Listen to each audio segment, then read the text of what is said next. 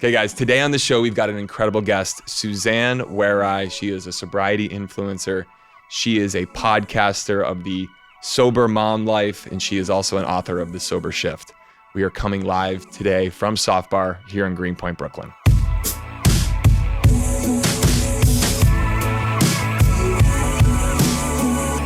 Suzanne Warye, welcome to More Life. Thank you for having me. Thank you for being here. It's great to see you. As you know, this podcast is called More Life. It is one of my favorite sayings, but it's something that I really love and appreciate, just the mantra and just kind of what gives you more life, or what are things that you repeat daily. So I'm wondering for you, is there something like my saying is more life? Yeah. Does Suzanne have a daily mantra or something you kind of embody? I do. I think I have a couple, but probably my favorite one is do it scared.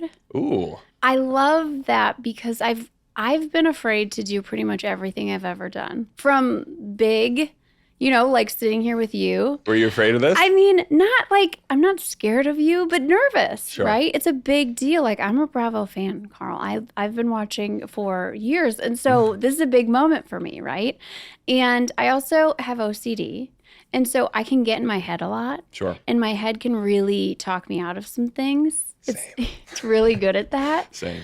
And also quitting drinking. Like, I was scared to do that. Everything I've ever done, I've been afraid of. And I think it's very important that I still do it. Like, not to wait for the absence of fear. So just do it scared. Yes, exactly. Just do it scared. Don't wait until I'm not scared. But for people who are newer to your world, I've got to know you recently. Obviously, you've done a lot of work in the sober community. Yeah. I mean, it was, I quit drinking almost 6 years ago. Congrats. Like, when I quit drinking, yes, from the most brutal hangover. I was a blackout drinker in college and in my 20s. And where did you go to college, just for our listeners and watchers? Green Bay. Green Wisconsin. Bay. Yeah. Yes, that's why I'm a Packers fan. Huge Packers fan. I thought I saw something recently about the state of Wisconsin. Yes. The volume of drinking that goes on in the state of Wisconsin. I think it's one of the highest state consumptions. It's like insane. This is an ongoing joke on my podcast, The Sober Mom Life, because people come on and be like, I think, you think that your state or your city drinks a lot, but wait, no, mine actually, which everyone is saying that, which means everyone is drinking a lot. But then, yes, there was proof, because there was like this map that came out of the top 100 most like drunk cities in the United States. 97 of them are in Wisconsin. Oh my God. Well, the Packers have had a good run. So. Yeah, right. Our baseball team is the Brewers, right? There you go. Ding, ding, ding. Yeah. How did I miss that one? Yeah, we love booze. Actually, though, at Lambeau Field for the Packers, we now have a sober. I saw this. Yeah, which I'm like. I saw that recently, and I was thinking that's such a great idea. And yeah. Some other NFL teams are starting to try and incorporate some of that. Yeah. I'd love to see like a soft bar, though, at like a Lambeau. Totally. Where it's more elevated and like the functional drinks and really quality. But it's cool to see like these places making little shifts. Yeah. So how would you describe yourself to our watchers? Like, what would you like to so say who you I are? Was a blackout drinker in college and in my 20s. And then I got married. I had babies. And it was a very deliberate choice of mine to say, okay, the party girl days are over. Now I'm going to drink like an adult, right? I'm going to really nail moderation. I'm going to drink red wine, water in between, eat the bread, right? To make sure I'm going to control this thing. And I did. Like, I really did that. I was able to moderate, and I say this in huge quotes, successfully. I hated it. The shame felt the same. If I had 3 glasses of wine, it was still, I would wake up, what is wrong with you? You were only supposed to have 2, right? And it was a constant like shame cycle. On the last night of drinking at this like fancy pajama party, I had just had my 3rd baby. So I hadn't drank in probably a year. Wow. And I blacked out. And that's something I hadn't done in probably 5 years. Wow. I must have nursed my baby in the night because he was 3 months old and I was breastfeeding. Wow. And I woke up and that realization hit me. And I can take myself back there and just feel that shame.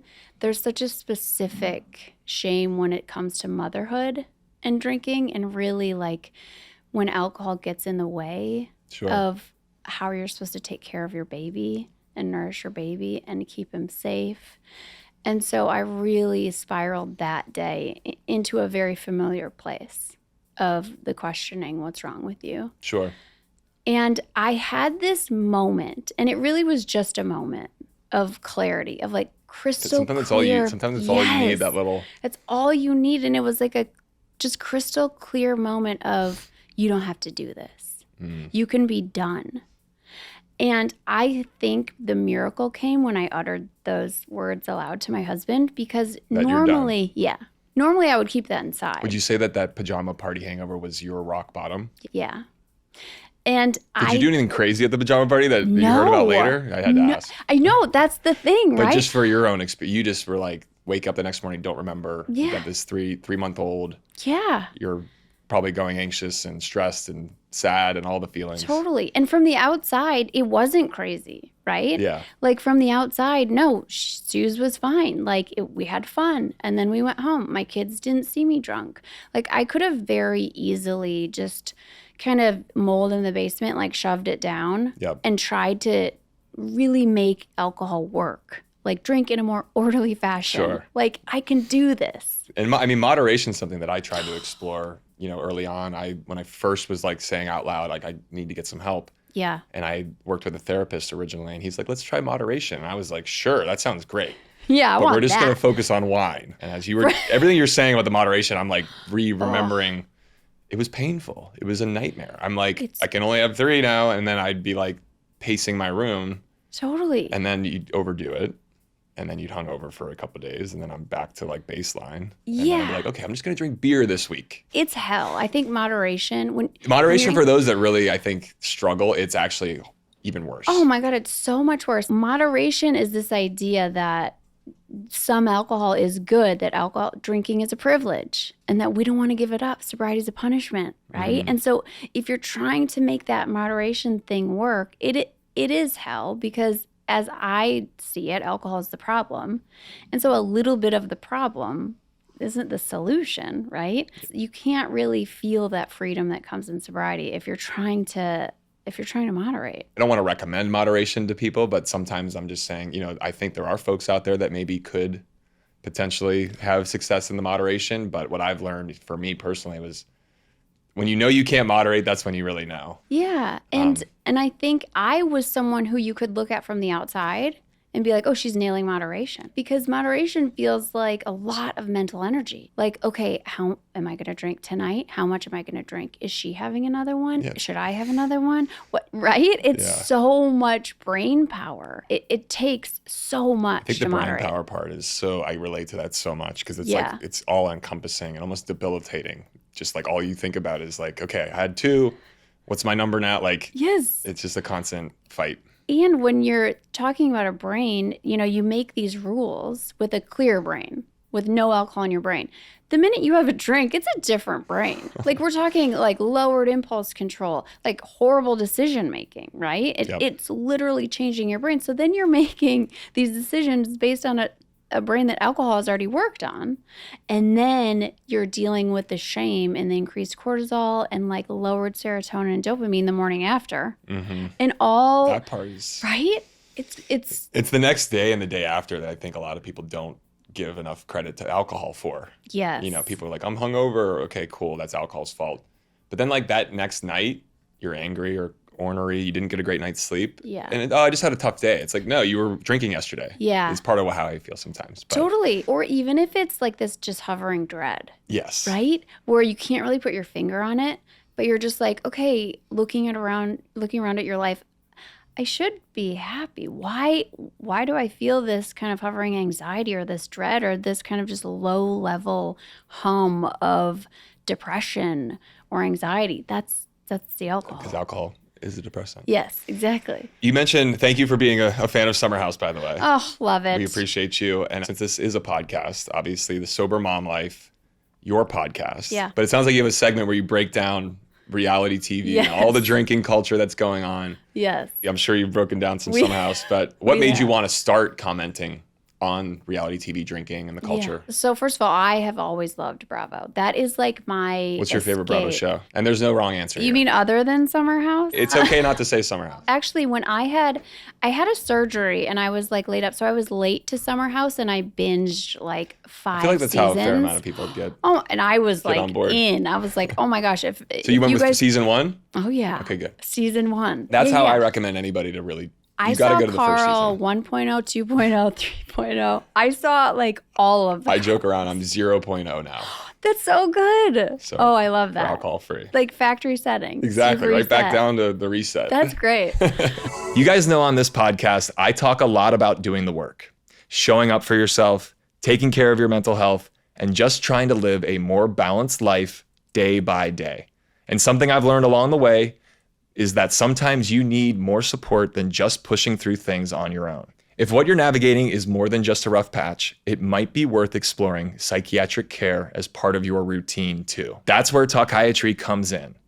Talkiatry is a 100% online psychiatric practice that provides comprehensive evaluations, diagnosis, and ongoing medication management for a range of mental health conditions and more. And this is the key. It's psychiatry. So you're meeting with a licensed medical provider who can diagnose and prescribe medication when it's appropriate, and who works with you to build a personalized, evidence-based treatment plan.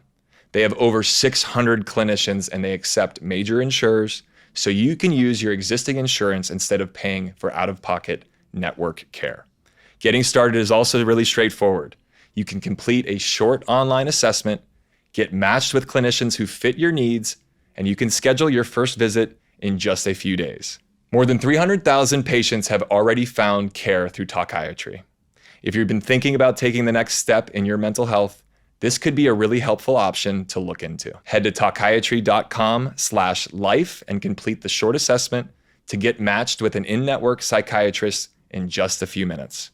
That's talkiatry.com/life to get matched in minutes. My favorite, oh, I love Salt Lake too. Salt Lake, I think, is probably the cream of the crop right now Yeah. on Bravo. I mean, all the women on that show are giving everything. Everything. I've actually met a few of them over the years, and Yeah. they're great. I got to know Bronwyn at BravoCon. Love. She's awesome. She's my favorite. Super cool. Yes. Salt Lake's killer. Yes. What was the first show you started breaking down on reality TV? So yes, it's the Sober Mom Life. My friend Katie and I, who's involved in the Bravo world on the like kind of backside of it, and so she's got some insight that She's got she the brings. tea. Yeah, she brings some. Yeah, we started, I think, with Vanderpump and maybe with Bev Hills. I just always Vanderpump's a good. I mean, it starts at a bar. Yes, Or it's yes. based on a foundation of a couple bars and restaurants. and when you have Jackson, that like there's a lot to talk when about you have there. some folks that have opened up on, I mean, I'm closer with Lala. Yes, you know. have Lala. Even James has had, his Yeah. ups and downs. I know Jax, obviously, but alcohol is definitely a central figure Totally. in Vanderpump. I think what really got interesting is, well, I would get some pushback because I've always loved Bravo and I've always shared it on Instagram and talked about it.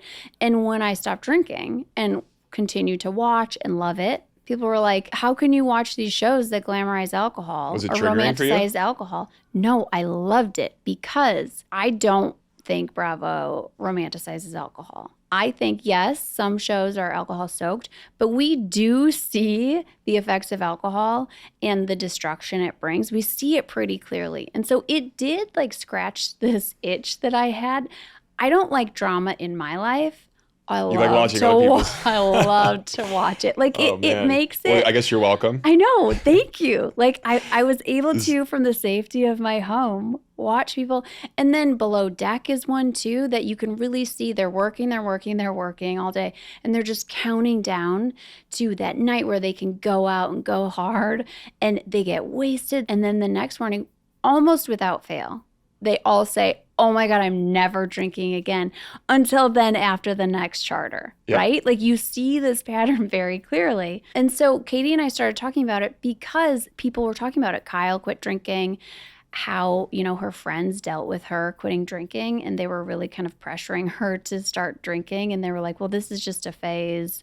And it's just such an interesting thing. Craig and Shep Yep. on Southern Charm. So, and then we did talk about you and Lindsay and how can you be in a relationship? You know, how does that go if one person's drinking, if one person's not? There were very real things happening, and that you guys were talking about alcohol and sobriety. So then we were talking about you talking about it. I love it. No, I mean, it's been cool over the last, I mean, being on Bravo for 10 years. Yeah. Even since I've started, and just some of certain storylines or things that are become more prominent. I mean, obviously mental health, addiction stories, those have risen to the top in some ways, but there are a lot of those stories going on. Yeah. And I've even seen in the past where, to me, it's pretty obvious what's happening for someone, but then you're not getting that honesty from that person on it. And that's been the juxtaposition that I've always found interesting, is for some people, it's like, I'm pretty clear what's going on here, but right. And when you quit drinking, right, you're kind of seeing this with clear eyes now. Oh my gosh. I went back and watched some older episodes sober again. Because what I would used to do is watch Summer House episodes drunk and on coke. Yeah. I would even blow lines while watching episodes on whatever night of the week it was. Yeah. Back in earlier seasons, because that's how I dealt with the shame and uncomfort with blacking out on TV. Yeah.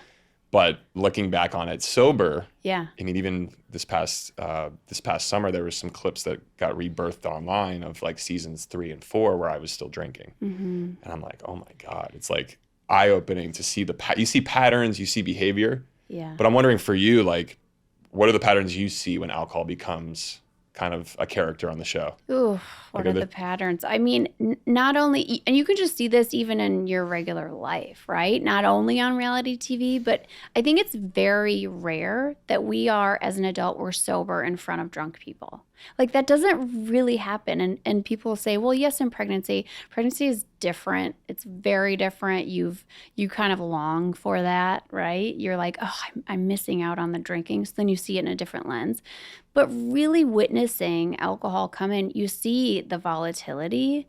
You see not only the sloppiness, and that it really makes somebody not attractive. I mean, it does. It brings out some of their worst characteristics. Yes, and anger and, explosiveness. Like, we see these things happening, and then it's always followed by shame. It's the shame part that is always so heartbreaking to me. Yeah. Because shame really requires like a heaping dose of compassion for ourselves at the moment when we feel like we deserve it the least. That's when I always want to reach in and be like, that's not you. That was the alcohol. That's not you. So I'll say in earlier seasons when I partied really hard, the next day I'd be like so depressed and anxious just because of the alcohol. And then, oh, by the way, I said something insane, did something insane, and this is going to be a major thing coming. Yeah. And even if you have grown since that, right? I can't imagine like you now, like going back and sitting down and watching that. You have to have so much compassion for yourself for where you are now. And you're like,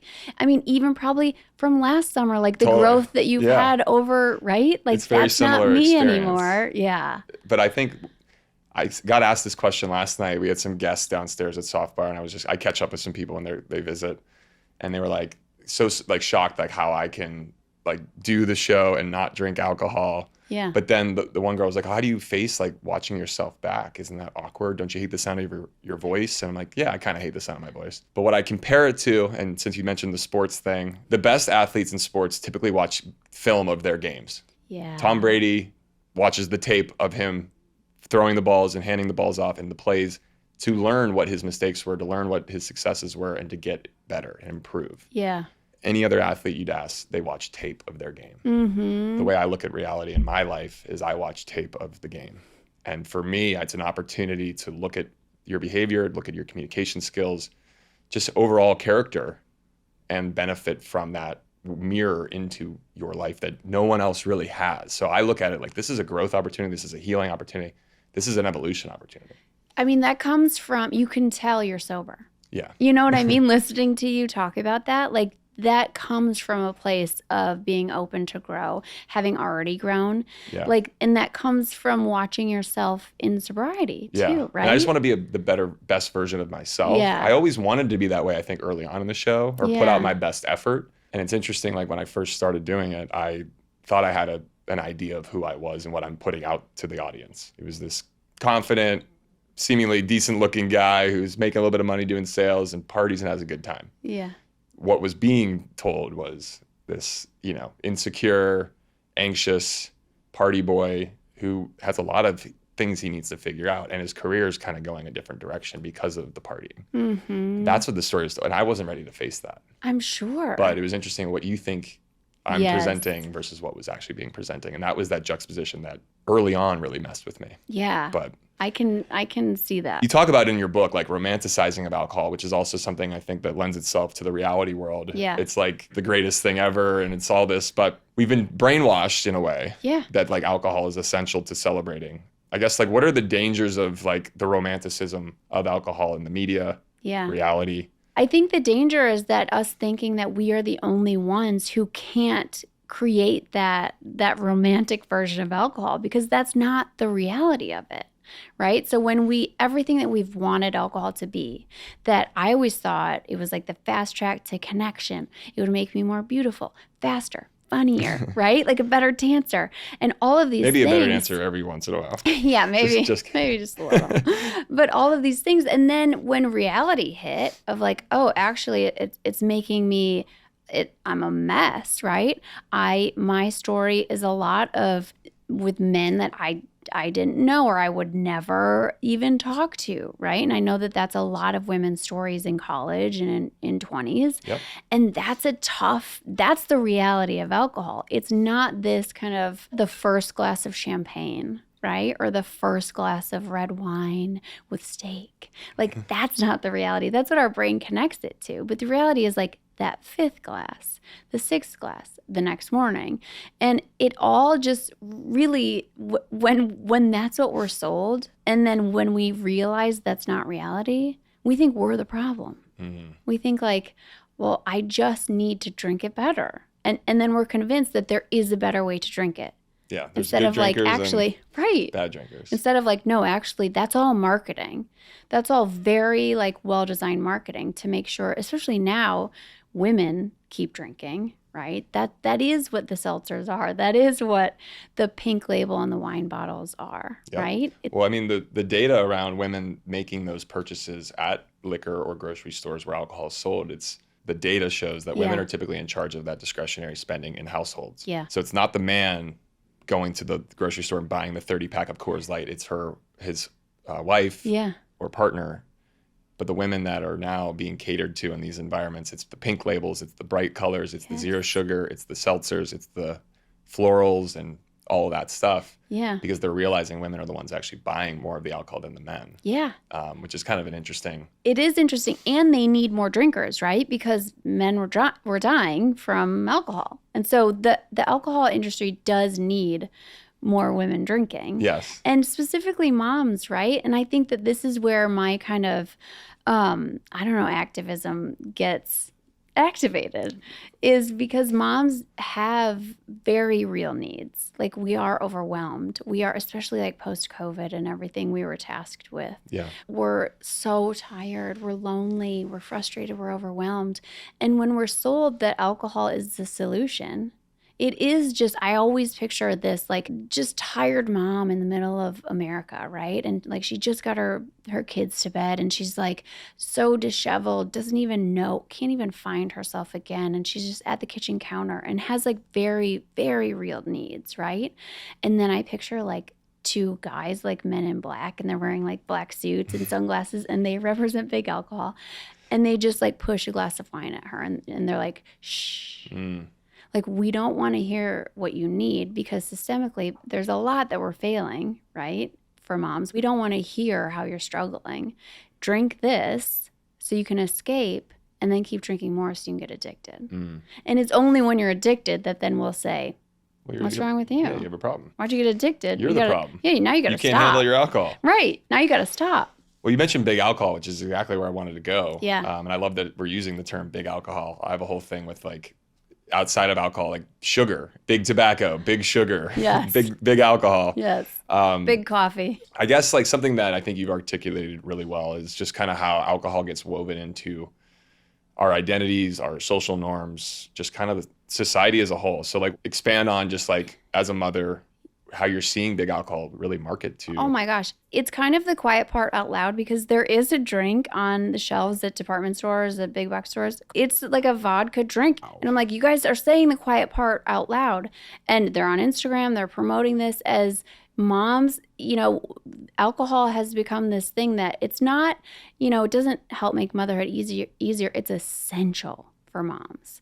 And that is just so dangerous. And we see it, there are influencers that I'm not going to call out by name because I'll get in trouble, but really saying, pouring like a seltzer in their Stanley, which is, you're hiding alcohol, first of all, which is very troubling. You're binge drinking, and they're saying, this is how I survive daylight saving with kids. I'm like, man, not only, are your kids going to grow up and be like, why did you have to drink to survive me, right? And what that does. So many moms are looking now to social media and like, how does she do it? Right? She looks so put together. How does she do that? 24-ounce White Claw into Stanley, right? Apparently. And the secret is, and I only know this because I've been influencing for so long, she's not doing that. She is not drinking that Stanley all day long. She's running businesses, right? She's like killing it. You can't perform at a level that she is if she's doing that. She is influencing her people to do that. It is all marketing, and I think with everything, you just have to follow the money. Yeah. And I don't think a lot of people know about big alcohol. I do also see some kind of poaching behavior on like THC drinks of they are kind of targeting. It's like, oh, you don't drink? Well, do this THC drink and come and drink this. And I'm like, okay, guys. Yeah. Let's... Well, I think, too, the THC conversation is continuing to become very large because alcohol sales are going down. Yeah. And what are other beverages that someone can still get a feeling from? Yeah. Drinking alcohol gives you a feeling, of course. Yeah. Something you don't like. Until you have none. Yeah. I think THC and or some of these other alternatives do provide people with some sort of feeling. And that's like a good segue from, okay, you're not drinking alcohol, but you're going to drink something that's going to give you a little buzz. Right. Different buzz. Yeah. I think that it plays a role in that kind of maybe a transition part. Sure. I think my favorite part about sobriety is I can figure out how I feel, which then leads me to what I need.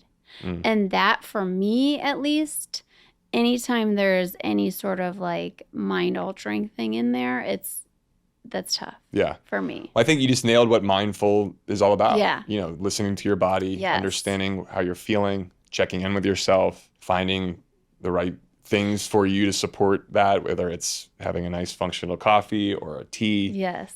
Certain foods, workouts, friends, books. I love that you, talk about that, just understanding what your body needs and giving you that. Because there is a lot of nuance in the world of sobriety, all this stuff. And I have my belief and just how I personally feel is like what works best for you, go for that. And that's the thing, there are no rules, right? And that's what I always thought before quitting drinking. It's like, well, I obviously don't qualify for sobriety, so that's off the table because I didn't want to go to AA, call myself an alcoholic, like all of that just kept me drinking. And so figuring out, oh, this is just such a personal thing. This is my thing. Exactly. Like, it's okay if somebody doesn't understand, if, even if they're in my family or I'm close to them or, that's okay. Yeah. This thing isn't for you. This is for me. It's yours. It's your sobriety. Yeah. It's been cool. Being such a public person, I've been sent a lot of messages on Instagram, and I've gone to AA and I still do attend meetings. I love the community. However, there is a sense sometimes of you're not as sober as I am. Right. Maybe that's my own yeah. voice talking to me, but I've met a lot of amazing people in the program. However, I've met a lot of sober people outside of that program. So I've just tried to kind of weave between, but I get messages all the time about AA, and people will say, Carl, I go to AA, but I'll have a THC drink to help cool off at the end of the night. But I have people that tell me I'm not sober anymore. And I'm like, if that's what works best for you to stay off of alcohol or cocaine or other hard substances, honestly, go for it. Yeah. Harm reduction, whatever. I believe in that. However, they're afraid to admit that in a meeting. And I've gotten a lot of these messages over the last couple of years because I've been open about using some THC. Yeah. For me, I view as a harm reduction tool. Mm-hmm. If you're honest about it and you're really open with the people around you, there's a world I think it could be included in some way. But there's a lot of nuance in the world of AA and sobriety that I think is, I don't know, I'm just trying to promote like what works best for you, that's okay. And that's what I think it requires, a constant checking in. Yeah. right? And that's the same with mocktails, right? It's the same like with NA drinks. Like people have so many opinions in sobriety. Oh my God. Totally. So many Well, opinions. sometimes the opinions come from people that maybe aren't sober. Yeah. But yes. also the saying goes that I hear a lot is if you spot it, you got it. Totally. And that's so important to remember as we, as sober people go out into the world, because there are so many opinions and you do get some pushback and you do get, what? Yeah, you're no fun anymore. Exactly. Like, you're boring. You're lame. Yeah, you're this. You're such a dork. I'm like, I love being a dork. I am. Dorks are back. Yeah, dorks are so cool. Dorks are good. But it's so important to remember, because I was the same. Like if someone was not drinking, I was like very interested, like, oh, wait, okay, tell me, but you can have one tonight, right? You're going to have one with me though, right? Like, okay, but don't You're like drink. trying to recruit them to like join you in. Right. Join in on the party. Because, and we see this on Bravo a lot. Like this is a very interesting dynamic to watch play out in some of the housewives, like when a housewife quits drinking and which housewives want to talk about it. Sure. And which also like don't. And that is also a clear sign that's like, no, I'm not even gonna, because if you're looking at your relationship with alcohol, that might mean I have to too. So I'm not even gonna acknowledge that you quit drinking. Yeah. But I want to get into like more about yourself and Yeah. if you're comfortable, I'd like to talk a little bit about grief, if that's okay. Yeah. Obviously for me personally, and I think a lot of people, grief and alcohol are coping mechanisms. Yeah. There's no real playbook for how to deal with grief. I'm still kind of going through the waves of it all, but obviously you went through a lot as a child. You wrote about growing up with a dad who struggled. Mm-hmm.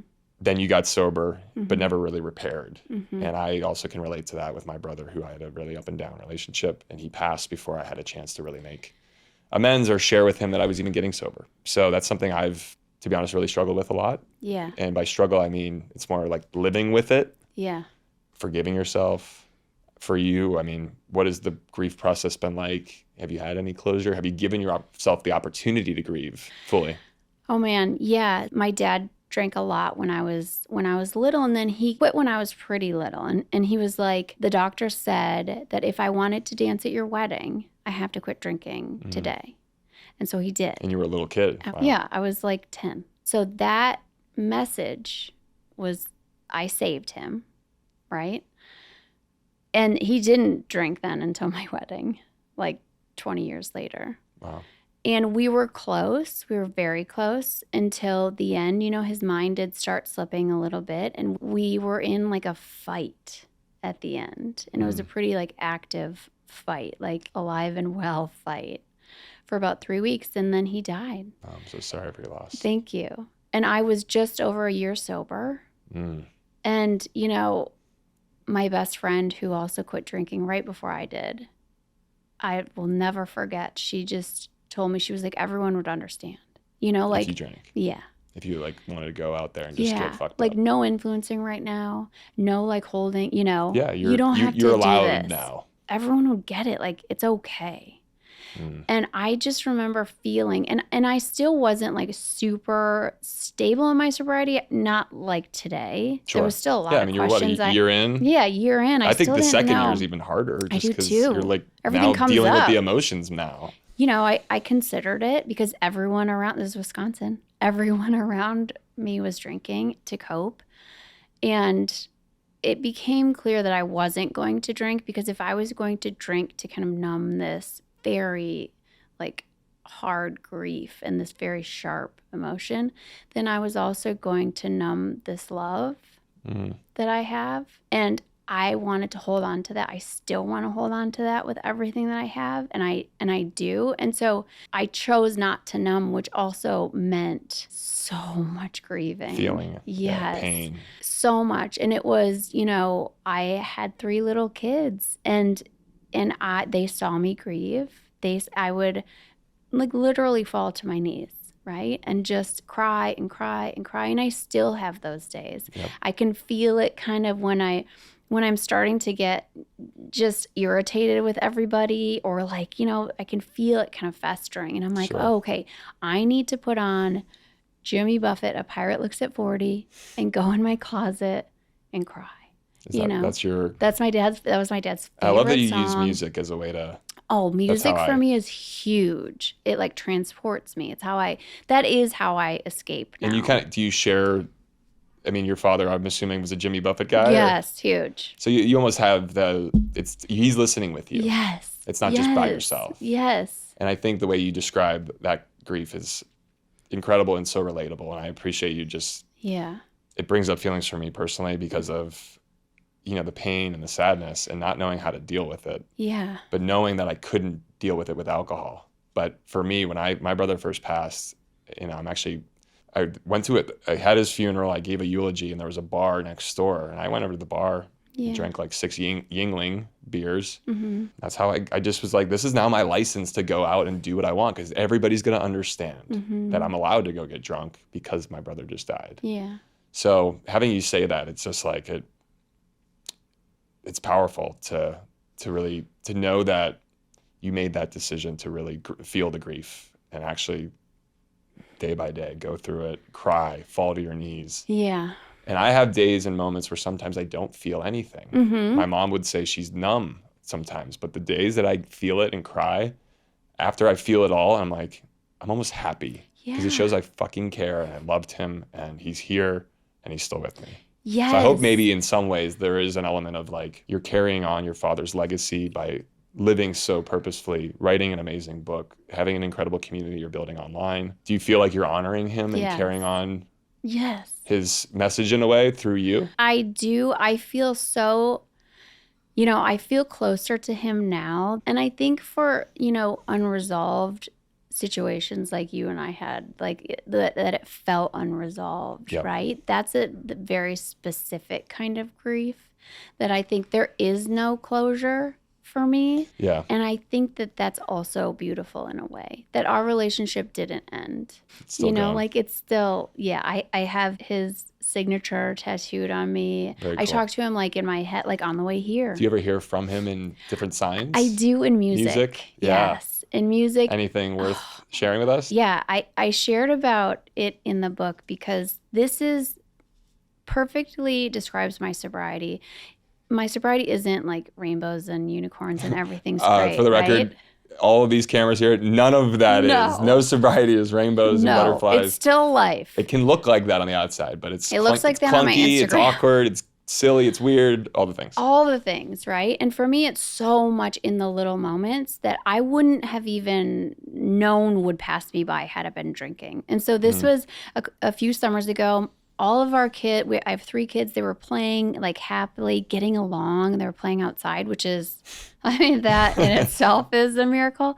And my husband and I were sitting and I was drinking Topo Chico and it was gone, right? And I was like, oh, I want to go get another one, right? Because you just bought another one. It's empty. I should go get another one. And I'm like, oh, actually, I don't have to get another one. It's not a beer or wine. Like I'm not thirsty anymore. I could just stay put. I don't want to break this spell, right? It felt like I just didn't want to break the spell. And so then I stayed. And then the next song that came on was Jeremiah was a bullfrog. And that was the one song that my dad sang. Anytime you asked him to sing a song, it was that song. Amazing. And that came on and I was like, like I would have missed this and I wouldn't have even known. Yep. I wouldn't have known what I would have missed, right? And the fact that I stayed and was present just to hear that, I was like, oh my God, that's it. Oh my God. That's incredible to hear. Yeah. Thank you for sharing that. Yeah. You talk about remembering the parts of yourself that existed long before your drinking ever did. What pieces did you reclaim once you stopped? Oh, man. And I love this question, I'm not going to lie, because I feel like tapping back into your original childhood self and the core Suzanne. So what were things that you reclaimed? This is my favorite part. Like when I quit drinking and, drinking was so much of an identity and with the party girl and like that, it was really like who am I now? Now that I don't have this thing, now that this relationship is over. Who am I? And so I did go back to the girl at 14, 15, before alcohol came in, right? Because I started drinking at 16. And I asked her, and I was like, okay, who are we? Yeah. What do we like to do? Like, she reminded me about my love for fashion, for weird stuff that, people might judge. Like, she used to shop at Goodwill and wear grandpa's Hell yeah. plaid shirts and my boyfriend's baggy jeans. You know what I mean? She had purple hair. Love it. She just didn't care.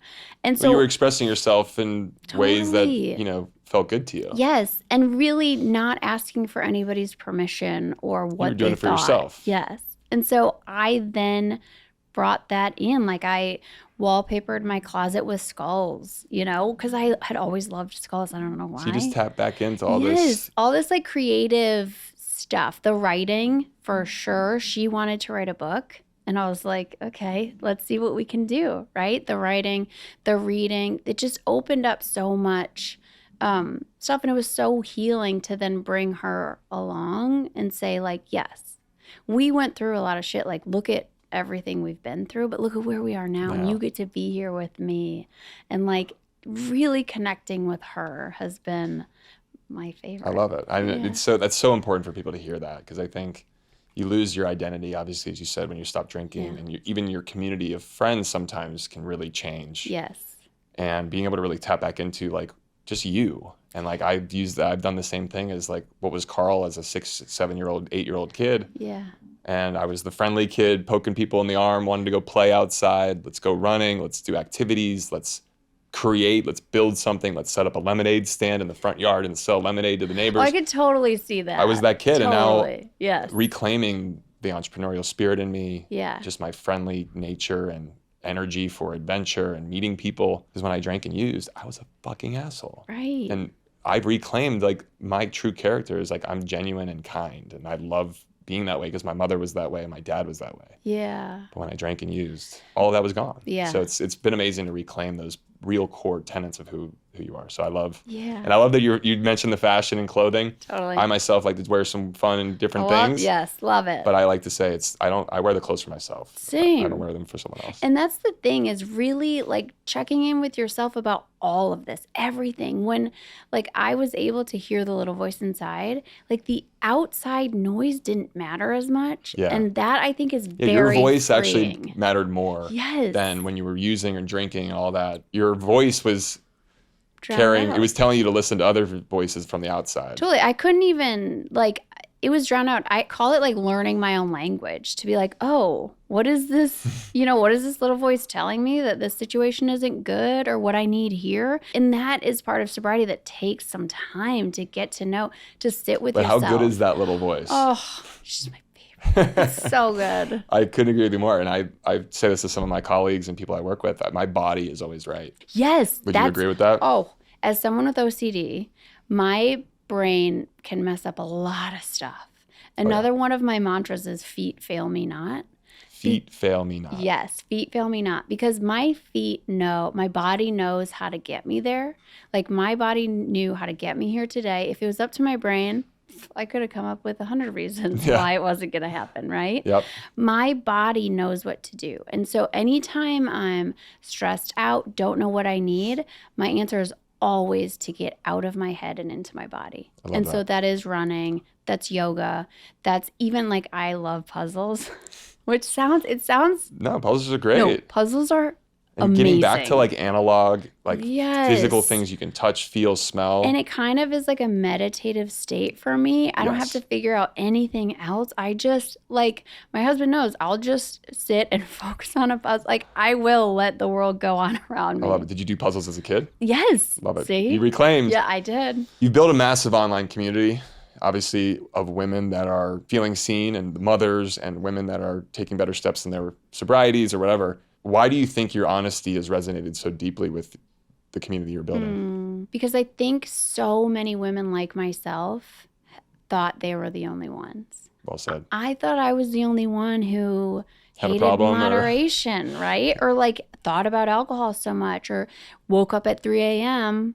in a shame spiral and binge drank and now tried to I thought it was just me. And so when I finally just said, hey, I think I'm feeling this way, right? I think that alcohol is kind of messing everything up, and I think there could be a better way. And then I started hearing this like drumbeat of, oh, I thought I was the only one.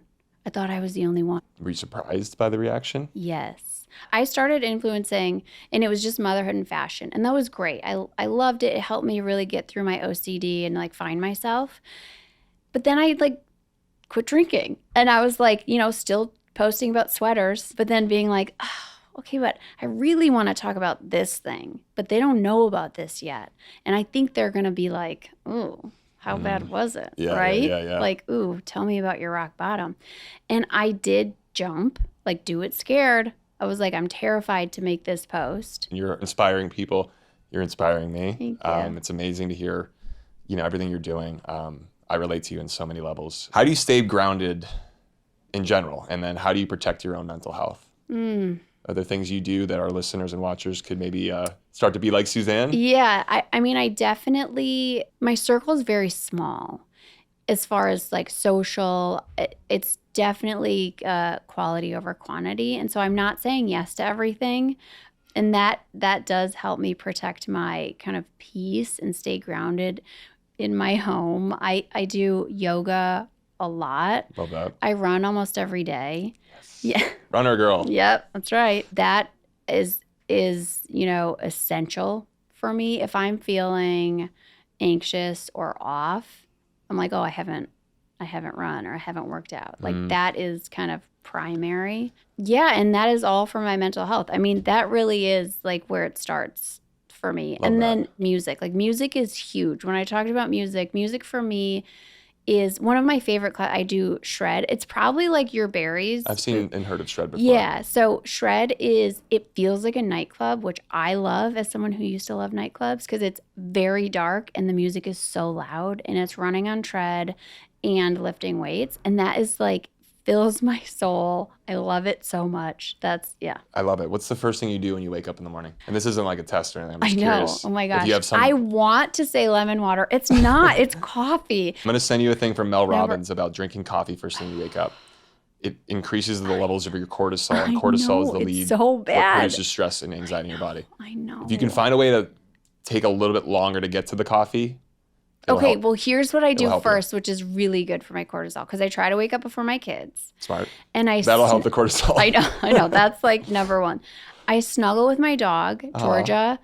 She greets me at the bottom of the stairs with her little stretch. And it's like I can feel myself relax and I snuggle. And then I'm like, okay, Georgia, coffee. Now you're ready. Yeah. I love the doggy. Shout out to Georgia. Yeah. Okay, last question for you. You've given me some amazing Thank you. things. I love this conversation, but we talked about the concept of more life. What is giving you more life right now? Oh my God, this conversation is giving me more life, first of all. Amazing. I really do think being able to talk openly about feelings and doubts and everything that if you would have told me 6 years ago that I would be having these conversations, I would have died. And the fact that this has kind of been the ticket to feeling more life is finally saying these things that I call it mold in the basement, that I had like shoved down all the doubt and the fear and anxiety around alcohol. And now being able to shine a light on that and to connect over it and like true connection, not drinking connection, like actually real true, connection. Yeah, true, real conversations.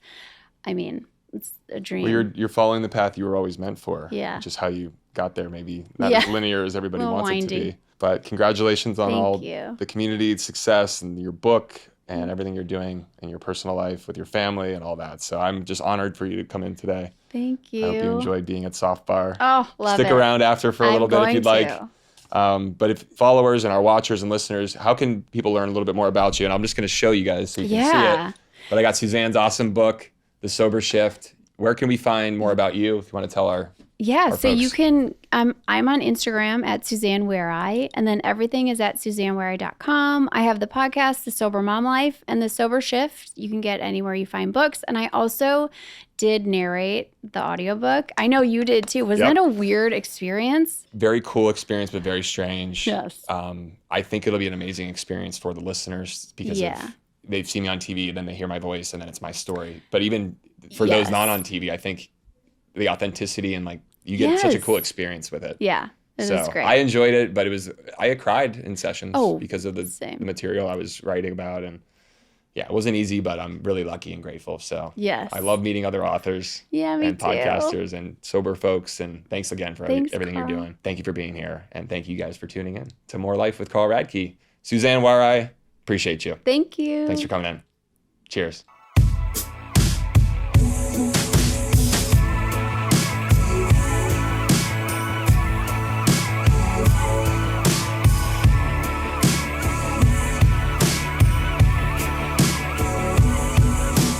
More Life is produced by Annie Siegel and executive produced by Adam Reynolds of Denim Pictures.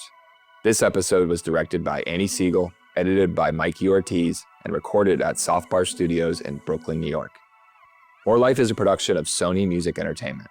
From Sony, our executive producers are Chris Skinner and Joanna Clay. Original music by Function Adams. Set design by Michael Ignacio. Publicity by Caitlin Healy. Additional support from Abby Sharp. Special thanks to Allison Shano and Joanna Orland. New episodes drop every Tuesday. We'll see you next time.